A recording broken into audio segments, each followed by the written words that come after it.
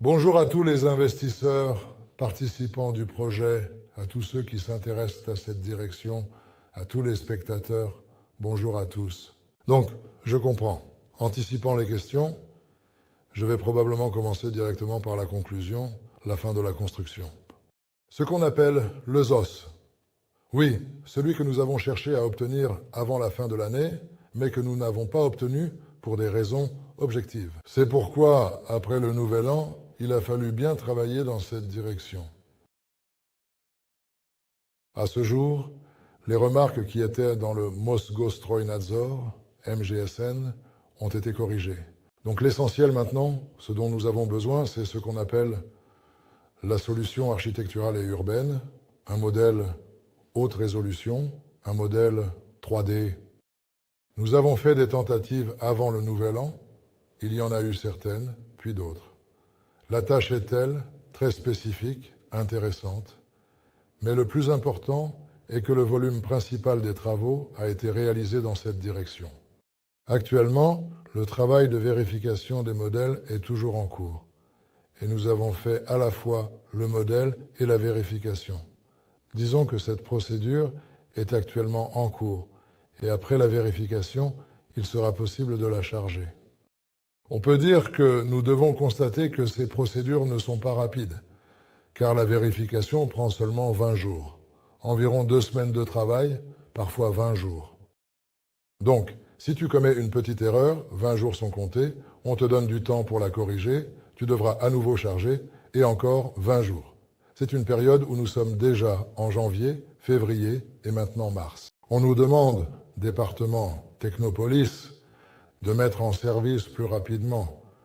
Obtenez l'autorisation de mise en service. Oui, nous sommes probablement les plus intéressés pour que cet événement se produise le plus tôt possible. Mais tout n'est certainement pas entre nos mains et tout ne dépend pas de nous. C'est pourquoi je peux constater que tout ce travail de formalisation des documents a aussi des aspects positifs, car nous avons effectué un grand volume de travail pour vérifier la documentation. Un très grand travail a été accompli. Nous avons découvert et identifié certaines inexactitudes qui existaient. C'est important. Cela nous permettra d'économiser des ressources à l'avenir. Donc, le temps n'a pas été perdu en vain. De plus, les compétences des employés ont augmenté. Nous sommes maintenant conscients et comprenons dans quelle direction chaque porte s'ouvre. Nous avons également bien assimilé certaines des nuances de ce processus, certainement. Mais en même temps, notre travail sur la mise en service de l'équipement, son raccordement, son réglage et son ajustement n'a pas cessé un seul instant. Parce que là aussi, les processus sont très intéressants. Parfois, il manque un petit amortisseur en caoutchouc, parfois, il n'y a pas de fixation pour attacher le moule. Tout cela prend du temps, tout cela demande des efforts, tantôt une chose, tantôt une autre. Nous résolvons les problèmes. Et le plus important, ce que je voudrais très particulièrement souligner, c'est qu'au cours de la réalisation de la partie principale du projet, nous avons réussi à effectuer 3 développements que nous mettons actuellement en production. En plus de cela, nous avons pu mettre en œuvre, avec succès, ces développements innovants qui sont actuellement en cours de production.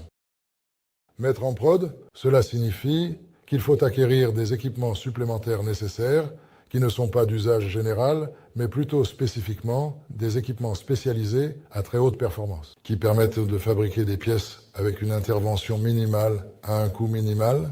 Et lorsque nous avons calculé le coût de fabrication de certaines, enfin de la plupart des pièces pour ces produits, il ne dépasse pas le coût de revient en Chine. Et cela est principalement déterminé par le coût, la différence de coût des matériaux là-bas et ici. Mais si l'on ajoute la logistique ici, c'est en principe tout à fait compétitif.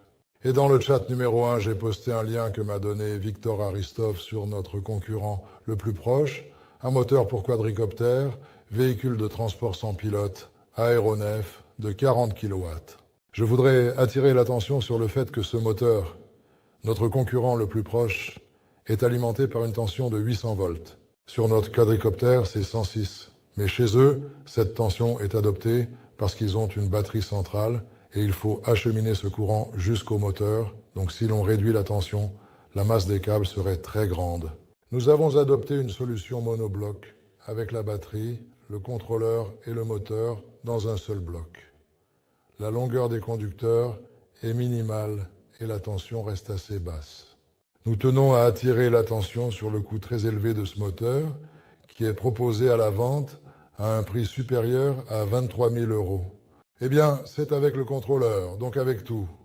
Nous pensons qu'il faut produire, à notre avis, essentiellement des pièces pour aval, des cartes ou bien de tels produits, etc. Parce que nous recevons des propositions pour produire certains types de produits commerciaux et nous devons certainement les produire. Pourquoi ? Parce que le processus de développement d'un nouveau produit, d'une nouvelle conception, est prolongé dans le temps. Il nécessite du temps, car en lançant la première série sur le marché, nous attendons la réaction à celle-ci.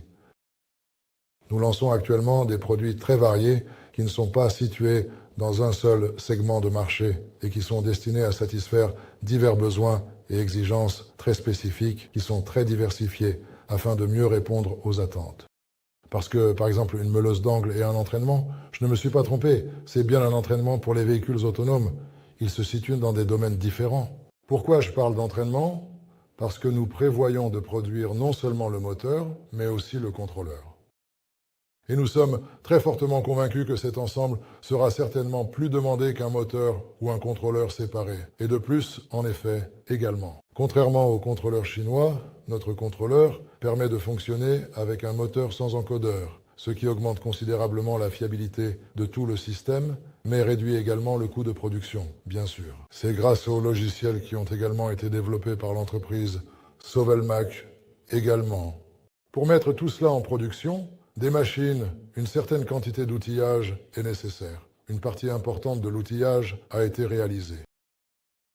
Des échantillons individuels soigneusement sélectionnés seront prêts et disponibles au moment précis où nous lancerons l'équipement. Je dis avec certitude que nous n'avons absolument pas perdu notre temps. Nous ne sommes pas restés assis à attendre d'obtenir successivement la conclusion de l'achèvement de la construction, l'autorisation de mise en service, puis de commencer le processus.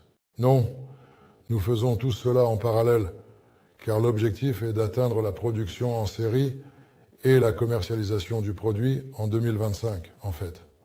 Tout d'abord, je pense que nous proposerons certainement 3 modèles de meuleuses d'angle pour la commercialisation. Il y a également de bonnes raisons de le croire, puis le moteur. Parce que pour le moteur, ou plutôt l'entraînement, la période de fabrication des équipements n'est pas si longue, mais elle est significative. Et surtout, elle a été commandée en dernier. Bien que cela ait été prévu ainsi, et le fait que nous ayons actuellement des problèmes avec les contrôleurs chinois freine considérablement notre travail sur le quadricoptère. Parce que sur ce modèle, nous avons très bien travaillé, acquis de grandes compétences et de l'expérience.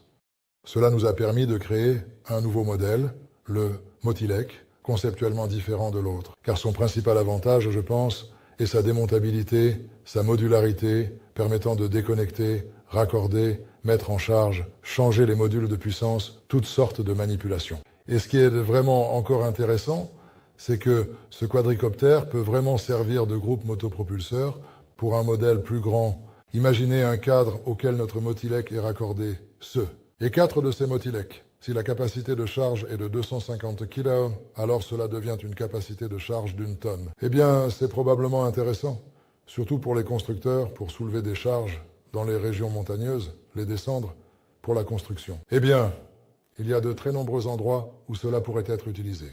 Nous recevons la visite de fonctionnaires. Parfois, ils interprètent mal le projet. Nous ne faisons que de la production, juste de la production. On explique ensuite, quand ils lisent le nom du projet, qu'il s'agit de la mise en production. Le travail concret commence. Mais néanmoins, ils visitent, ils regardent. La réaction est intéressante. Et il faut dire que nous passons par certaines étapes cruciales et importantes. Nous avons commencé par la construction initiale, puis l'approvisionnement en énergie nécessaire et indispensable, ensuite l'équipement en machines générales d'ingénierie, les tours, les fraiseuses, puis les spécialisées et spécifiques. Et à ce stade, une attention particulièrement considérable est accordée aux équipements de contrôle et de mesure et de précision. En particulier, nous avons mis en service une installation d'analyse spectrale de la composition chimique. Quelle est cette installation? Un échantillon de matériaux à base de fer, de cuivre, d'aluminium est pris, un arc est brièvement allumé, le spectre est enregistré et la composition chimique est évaluée à partir de celui-ci. Pourquoi est-ce absolument nécessaire?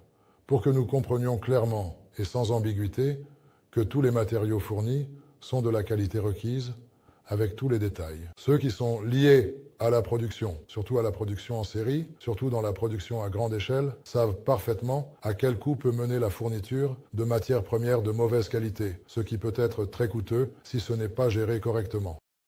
Ce sont des pertes colossales. Imaginez, on vous livre environ 20-30 tonnes de matériaux, vous le mettez en production, vous le transformez et le produit final n'est pas à la hauteur. Vous commencez à enquêter. Il semble que l'acier ne soit pas le bon. Cela implique le travail des gens, les outils, l'équipement, des pertes énormes. Et pour éviter cela, il vaut mieux investir dans un tel équipement pour quelques instants. En plus de cet équipement, il y a toute une gamme d'autres équipements. C'est pourquoi un contrôle d'entrée et un contrôle de sortie sont mis en place. En particulier, pour que nous soyons entièrement sûrs de nos produits, surtout en électronique, nous attendons actuellement la livraison d'une chambre climatique qui permet d'obtenir des températures allant de moins 70 degrés à plus 150 avec une humidité allant jusqu'à 98%. Ce n'est qu'une seule chambre, mais nous pouvons tester l'électronique de manière approfondie et pas seulement l'électronique. De plus, il y a maintenant un banc de vibration et une chambre de terrain. Voici déjà prête, celle qui a passé tous ses tests, puis dans la poussière. Et dans cette poussière, son fonctionnement. La composition de la poussière s'adapte à ce produit contenant de la poussière conductrice et pas seulement du sable. Cela permettra d'améliorer significativement et efficacement les performances et d'éviter toutes les erreurs éventuelles dans le produit final afin de le livrer avec une qualité qui satisferait pleinement les exigences de nos consommateurs. J'espère qu'avec chaque jour, au moment du lancement de la production des USHM et des entraînements, nous nous rapprochons. Et la tâche principale et cruciale de l'année 2025 est le lancement de la production en série. De plus, nous préparons actuellement un règlement sur la gestion de la qualité, le soi-disant management de la qualité, qui décrit toutes les étapes de la conception à la maintenance et au recyclage. Il précise qui est responsable de quoi, à quelles étapes et ce qui est nécessaire. Cela réglemente entièrement cette activité de notre entreprise. Et en tenant compte du fait que nous passons progressivement du début de l'année de la construction à la production, un travail sérieux est en cours pour structurer le fonctionnement de l'entreprise, pour répartir les responsabilités fonctionnelles des employés et pour mettre de l'ordre. Parce que le travail de construction, où nous étions tous polyvalents, et l'activité de production diffèrent radicalement, tant en termes de discipline que de répartition des responsabilités fonctionnelles de chacun. Et cela impose donc certaines exigences importantes et spécifiques à chacun de nous, sans exception. Voilà en bref ce qui s'est passé pendant cette période. Je suppose qu'il y aura des séquences vidéo, des clips vidéo de ces événements récents. Actuellement, les gars se rassemblent. Ils sont arrivés, ils assemblent et vont mettre en place le robot de soudage. Pourquoi est-il nécessaire? Pour souder des cadres, pour commencer, pour les quadricoptères. Nous avons également mis en service une découpeuse de tubes qui permet d'alléger considérablement les poutres, car un triangle est découpé dans le tube rectangulaire, ce qui l'allège comme une ferme de pont. Ainsi, on obtient une structure spatiale plus légère et plus efficace. Cela permet donc soit d'augmenter la capacité de charge, mais surtout d'augmenter la portée de vol du quadricoptère, et ainsi de suite. Donc, c'est tout en bref. Les gars vont faire des vidéos correspondantes. Ils vont tout publier, vous verrez de vos propres yeux. J'espère que cela vous plaira. Nous avons la transformation SARL et la cotation en bourse. Combien de temps entre ces événements? Est-il possible de les paralléliser? Nous allons passer d'une SARL à une SA. Mais pour cela, il est absolument essentiel que nous devions acquérir un certificat d'achèvement des travaux, premièrement, et deuxièmement, obtenir l'autorisation officielle de mise en service, troisièmement, acheter le terrain nécessairement, et quatrièmement, évaluer de manière exhaustive les actifs matériels et immatériels.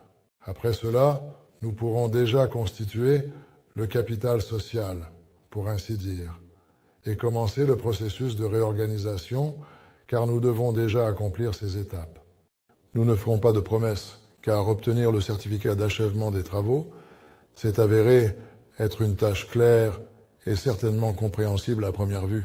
Mais les ajouts et modifications qui sont entrés en vigueur depuis le début de cette année, plus tout le reste, la haute complexité, et en principe, nous ne pensions même pas que nous devrions refaire la solution architecturale et urbaine en tenant compte de toutes les implications possibles et les défis associés à ces changements, ce qui a nécessité une réévaluation complète. Ce travail, disons-le ainsi, n'était pas prévu, pour le dire gentiment. Quant au fait qu'on nous impose cette charge de travail, on aurait pu le prévoir si nous avions en effet la compétence de livrer plusieurs projets par an et de connaître tout ce processus de l'intérieur, certainement sans aucun doute. Ou au moins en passant par ce processus plusieurs fois et en comprenant que cela peut être utilisé comme un outil, peut-être comme une combinaison de circonstances, différentes circonstances, mais cette haute complexité a créé un fardeau supplémentaire, non seulement pour nous. Il ne faut pas croire que nous sommes uniques ou autre chose, et que nous n'avons aucune protestation. Non, c'est une pratique courante. Cela a touché tous ceux qui étaient à cette étape. Je n'ai rien d'unique ici, mais le fait que nous n'ayons pas deviné ni prévu la possibilité d'une telle évolution de la situation, oui, c'était le cas. Alors ne faisons pas de prédictions, selon notre bonne tradition. Parlons de ce qui s'est déjà réalisé et de tout ce qui a été atteint. Quand aura lieu la mise en action, pourriez-vous préciser le mois et dans quelle devise les dividendes seront-ils versés? Nous allons procéder à une transformation, une réorganisation de SARL en SA. La société Sovelmash perçoit ses revenus en monnaie nationale russe, en roubles, et les dividendes seront calculés en roubles. Ensuite, ils peuvent être convertis au taux de change en d'autres devises, mais ce sont déjà des procédures distinctes, liées à leur versement aux actionnaires étrangers. Dimitri Alexandrovitch est-il calculé, préparé? Regardez, en fait, nous fabriquons 3 types de meuleuses d'angles. Ce sont par exemple 2100, 2300, 2500. Ainsi, elles seront également classées dans des catégories de prix distinctes. Mais effectuer des calculs maintenant, oui, des estimations ont été faites en détail. Mais le coût de revient avec chaque unité d'équipement qui arrive, le projet sur le coût de revient diminue d'un cran. C'est pourquoi le coût de revient final sera clair lorsque toutes les machines et tous les équipements prévus et nécessaires arriveront sur le site. C'est alors que nous ferons ainsi le calcul final. Quant au coût de revient, bien sûr, je peux en parler lors d'une conversation privée, mais je ne le dirai pas à haute voix, mais en tout cas, cela nous permettra de déterminer le prix de vente. Il sera déterminé pour les livraisons au détail, dans le cadre des schémas de distribution, et également pour les livraisons en gros.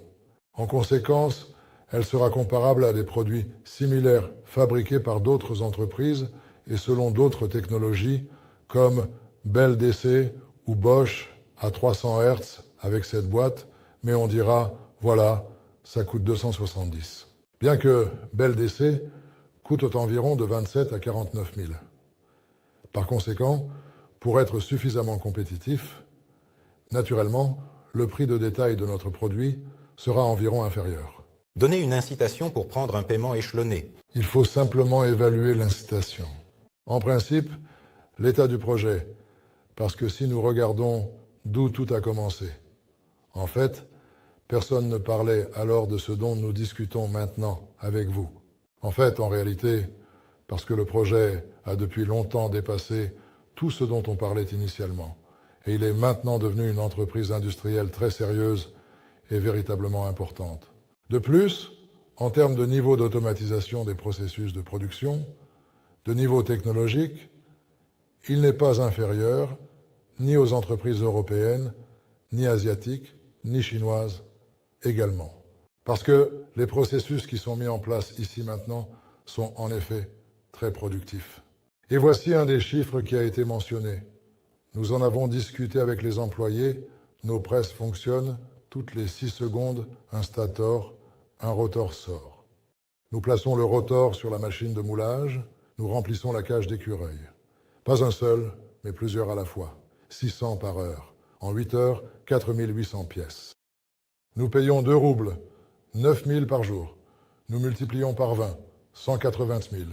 20 travailleurs, 180 000. C'est le salaire. Et que fait la personne? Elle a mis la bande, chargée, allumée, est allée à la machine de moulage, charge pour l'entretien. Elle effectue 2 processus techniques. 2 roubles, c'est avec les taxes. 4 roubles dans la masse de service, c'est le salaire. Si nous regardons en général combien coûte ce produit, le salaire n'est rien.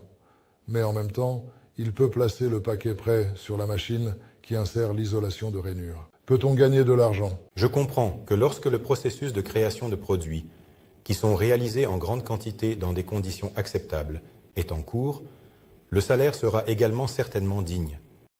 Et maintenant, imaginez si nous découpons cela au laser. Tout d'abord, nous obtenons presque rien, et le salaire pour chaque unité de produit est différent. C'est pourquoi soit vous installez un équipement moderne à haute performance, soit vous n'êtes pas, de toute façon, compétitif. C'est tout. En réalité, il n'y a vraiment pas d'autre alternative, et il n'y a pas d'autre choix. Peu importe combien on parle de commencer dans un garage, vous ne fabriquerez pas un produit qui soit compétitif et vraiment rentable. En fait, vous ne le ferez tout simplement pas. Soit il coûtera aussi cher qu'une aile d'avion. Y a-t-il des clients potentiels à l'étranger? Oui, il y en a. Et en premier lieu, ce sont des clients pour les entraînements de véhicules sans pilote. Et il y a aussi pour les meuleuses d'angle. Y a-t-il des plans pour produire des contrôleurs moteurs industriels? Pour les moteurs industriels généraux, uniquement avec notre technologie, sans encodeur, oui, parce que nos contrôleurs fonctionnent sans encodeur. Et sans encodeur, regardez, si vous regardez BELDC, ils sont tous ouverts. Ils ne sont pas conçus pour une utilisation longue. Lorsqu'il est ouvert, la poussière, la saleté, et il mourra rapidement. De plus, l'encodeur n'est pas très fiable. Et toute cette direction dans l'aviation sans pilote, ce sont des jouets. Je n'ai pas encore rencontré d'appareil sérieux avec de bonnes caractéristiques. Les multicoptères, car la puissance des moteurs individuels assemblés n'est pas suffisante pour fonctionner, ils installent de nombreux moteurs.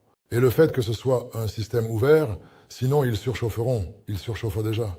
Cela indique qu'il y a de sérieux problèmes là-bas, la poussière ferromagnétique.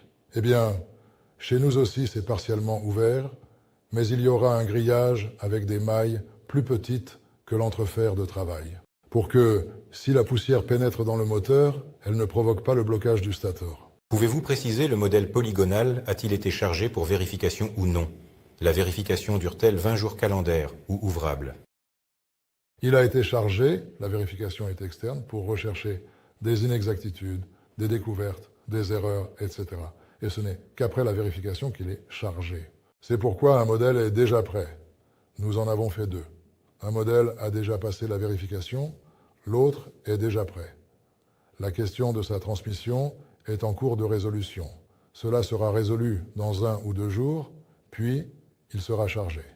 Et actuellement, nous avons certains aspects en cours d'expertise liés au bâtiment lui-même, aux surfaces, tout ce qui est lié à la géodésie du bâtiment.